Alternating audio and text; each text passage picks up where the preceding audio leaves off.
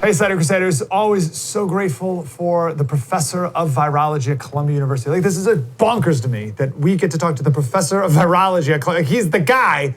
And he's got a podcast called This Week in Virology. And microbe.tv is the website. And you should definitely check all that out. Professor Rackaniello, how are you, sir? I'm well. I'm very glad that you like having me on. I appreciate coming and explaining things to you. Well, I appreciate being explained to. It's wild because, like, I'm so grateful because you're in the academic world, obviously, and I'm in not.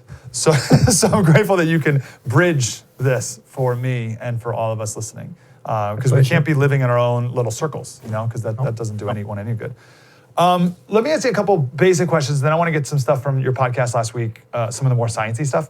So just read this article, immunity to COVID-19 could be lost in months. And this is a King's College London team. Talked about 3 months of antibody, whatever. What's the latest with what we know about how long immunity lasts?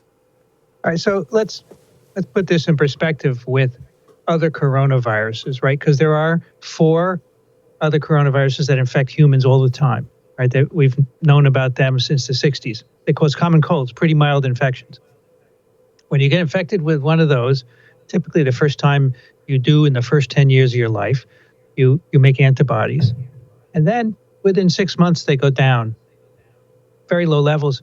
So you get reinfected, but you don't get serious disease ever after that. And you keep getting reinfected every year, so it doesn't last. So I think this is going to turn out to be the same for SARS-CoV-2. I think if you measure antibodies, you'll see they go down, but you're not going to get serious disease if you get reinfected. Okay, so that's the thing you have to remember. Yeah, I remember we talked about that before. So you still believe that's the case, that you may still get it, you just won't get really sick. But again, it's still true that you could still spread it. That's right. A second time. That's right. Okay. Immunity probably does not impair you from spreading it, right? Okay, which leads me to another study that I believe I got from your website, temporal dynamics in viral shedding and transmissibility of COVID-19. What are temporal dynamics in viral shedding? So the viral shedding means what's coming out of your nose and mouth as you're sneezing and coughing and speaking in the droplets, right?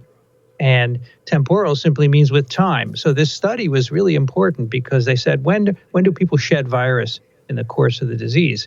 And basically it starts even before you have symptoms. It's the pre-symptomatic stage, a couple of days before you start shedding. When you have symptoms, that first day that you get cough and so forth, that is almost peaked. It then peaks about a day after your symptoms have started, and then within 7 days, it's gone way down. All right, so that's really happens fast. That's the key. But more importantly, you're shedding before you know you're sick, and that's why this virus is so good at spreading. That's the worst part. Okay, so just to reiterate that, so the day after you show symptoms is your peak shedding. Right. And that's when you're most infectious for other people. Yes. Even if your symptoms like just a little bit of a sore throat on day 1, that still counts. That's right. That's right. And I remember, interesting. So it's not most people in those 7 days, they'll be fine. But then a subset, 20% or so, they go on to have the immune complex disease, lung damage, and all of that, which happens afterwards. But the virus is already way down by then. That's the key. Slater Crusaders, thanks for watching the first on YouTube. If you want more, like, subscribe. We got plenty.